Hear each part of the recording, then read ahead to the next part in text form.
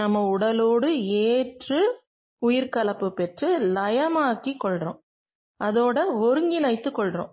அதன் மூலமாக பஞ்சபூதங்களாகட்டும் நவகிரகங்களாகட்டும் அதையும் தாண்டி இருக்கக்கூடிய எல்லா நட்சத்திரங்கள்லேருந்தும் கோள்கள்லேருந்தும் வரக்கூடிய ஆற்றலை தீயதா இருந்தாலும் சரி ரொம்ப அதிகமான பலன் கொடுக்கக்கூடியதா இருந்தாலும் சரி சமப்படுத்தி நல்ல முறையில் நமக்கு வாழ்க்கைக்கு பயனாக்கி கொள்ளணும் அப்படிங்கக்கூடிய ஒரு தத்துவத்தில் வடிவமைக்கப்பட்டது தான் நம்முடைய பஞ்சபூத நவகிரக தவம்.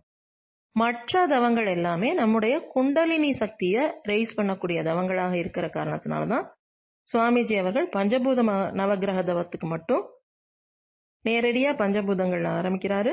முடிக்கும் போது இறைநிலையிலேருந்து நேரடியாக கொண்டு வந்து நமக்குள்ளேயும் அதே இறையாற்றல் இருக்கு, எல்லாருக்குள்ளேயும் அதே இறையாற்றல் இருக்குன்னு சொல்லி நிறைவு செய்யறாரு. வாழ்க வளமுடன்.